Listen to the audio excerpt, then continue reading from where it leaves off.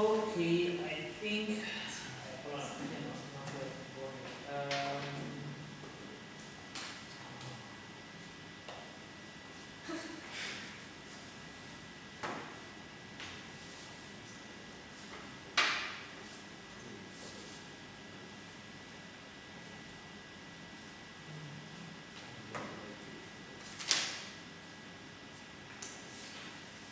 Okay, so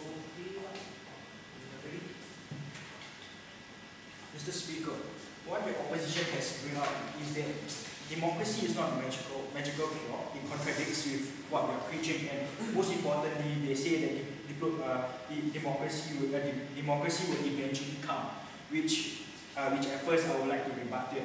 See, what we are proposing is that we are actually going through oppressive leaders who are so reluctant to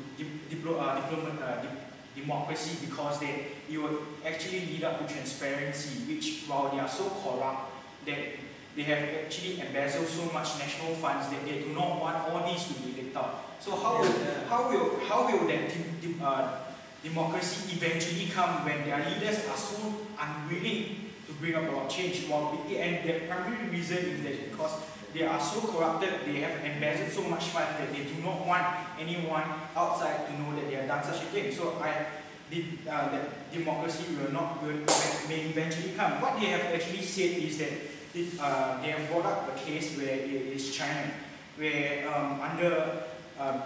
after Mao they actually had progress. Only after Mao they had progress. Before Mao they were in deep troubles because of the Great Leap Forward, the Cultural Revolution, where China actually had no boom, but they actually had more troubles like starvation. And then see, it is because of all this communism ideology that Mao had that had actually affected so many people in China, with over 1/6 of humanity living there. And this is and only after that when they gradually changed. Only after when they changed to slowly getting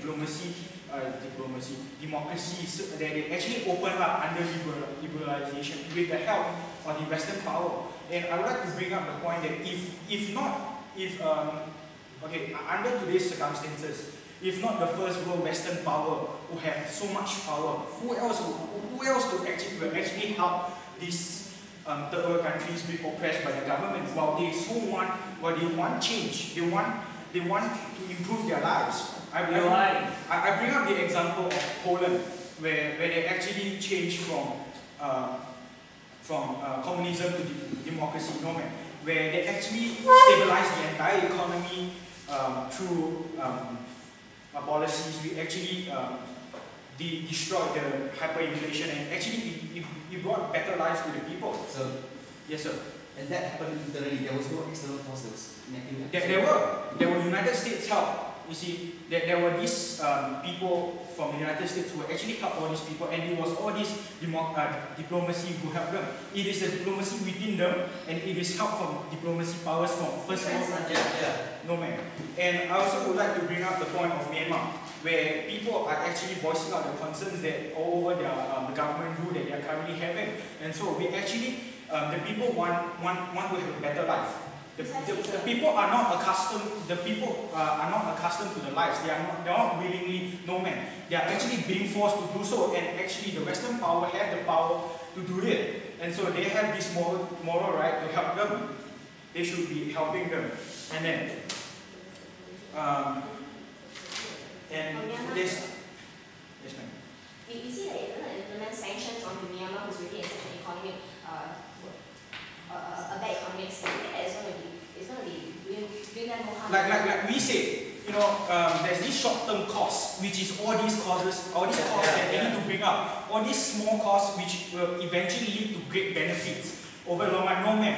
What are we seeing is that the military government give way and actually bring up democracy so that they can have greater economic boom over there, can have prolonged economic growth, which is so important, and which is so important to all these people that it actually improves it actually improves the standards of living of these people. And how does this contradict democracy? That it actually improves all people's life in the country. And we acknowledge that no man, it's not a magical curve. Like my second speaker has said, it does not happen overnight. We look at countries, successful countries in the past, they do not happen overnight. They happen one year after another, and it actually took place over a slow time. So now what we are trying to do is to speed up. Why not speed up by having, why having it to go through like all this, like in China, the Great Leap Forward and the Cultural Revolution, well, we can just go in and bring up because of all this past experience that we have. No ma'am. Because of all this past experience that we have, we can actually do something which is now. No ma'am. And like my first speaker has said that we have, the first world power have all these abilities to bring, to improve the people's life. And we have, no ma'am, we have these abilities. Why? We have power, we have money, and we have by far the most powerful armed forces in the world. And no ma'am. And why is this image of America so important? Because America symbolizes democracy. And if we are able to bring the success of another country through our actions, people will start to recognize all these efforts that we are putting in. And how does this affect? No ma'am. And how does this affect the America? Is that we will have another trade partner rather than one country who is there, who might be imposing a threat to us anytime. Well, because of all these oppressive leaders that they have. And my second speaker has covered the short-term cost. This is the long-term benefits, which the cost like by using power and by using armed forces. Like I've actually said that the small-term cost actually, the long-term benefits will actually far outweigh the small-term costs, which actually are so important because we want to attain these long-term benefits. Like I said, it's long-term. It happens. All these benefits will only happen slow, but we want to speed up the process of getting these benefits and this short-term cost. And